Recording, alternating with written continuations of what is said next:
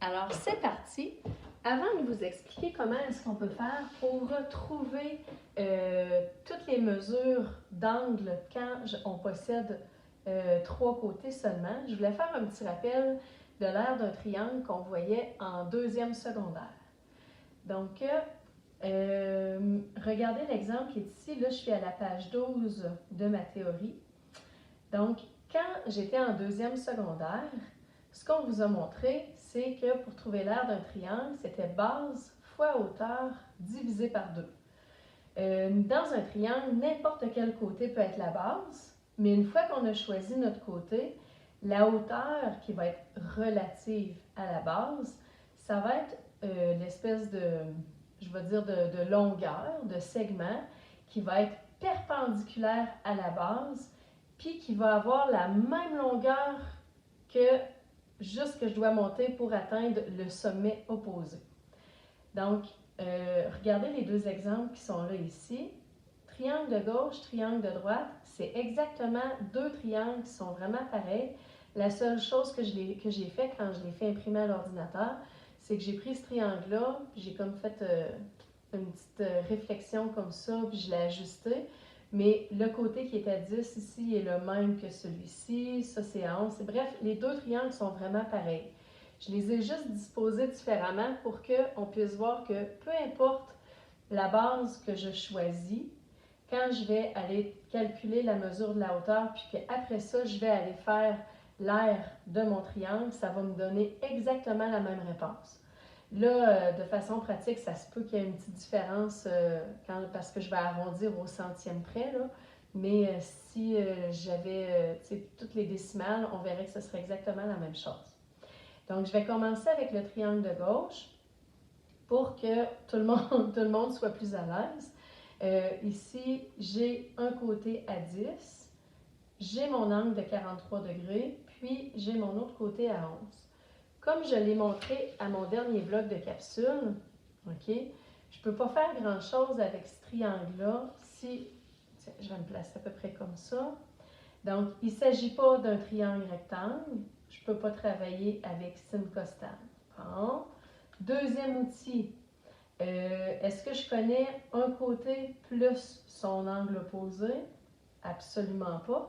Le seul angle que je connais, c'est lui, 43, et je n'ai pas la mesure de son côté opposé. Bon. Fait que je ne peux pas utiliser mon deuxième outil. Je vais aller utiliser mon troisième outil qui est, je possède deux côtés, puis je connais l'angle qui est entre les deux, donc c'est exactement mon cas. Donc, ce que je vais faire ici, c'est que je vais aller tracer la hauteur comme on l'a appris. Je ne toucherai pas à cet angle-là parce que c'est le seul que je connais. Je vais abaisser une hauteur ici par rapport à mon côté de 10. Je vais la nommer H, cette hauteur-là. Puis là, pour l'instant, mon objectif, c'est de trouver seulement la mesure de la hauteur. Je place mon doigt comme ça. Par rapport à mon doigt, là, je me suis tracé une hauteur pour pouvoir avoir un triangle rectangle. J'en profite pour faire un petit rappel de ce que j'ai enseigné la semaine passée. Donc, je vais considérer seulement que le triangle de droite. Par rapport à mon doigt, je cherche le côté opposé et je connais l'hypoténuse. Donc, opposé et hypoténuse, c'est sin. Donc, premier calcul que je vais faire, sinus de 43 degrés est égal à opposé H sur hypoténuse 11. Je peux mettre ça ici sur 1 pour m'aider. J'isole mon H. Ça va me donner 11 fois sin de 43 divisé par 1 si je veux, et ça va me donner 7,50. OK, donc ça, je sais que la hauteur mesure 7,50. Je vais maintenant trouver l'aire du triangle. Fait que mon aire, on a dit que c'était base fois hauteur divisé par 2. Donc, si ma base, c'est 10, bien, j'ai choisi que c'était 10 plutôt, fois ma hauteur, 7,50 divisé par 2 est égal à... Là, je l'ai laissé sur ma calculatrice. Fait que... Oups!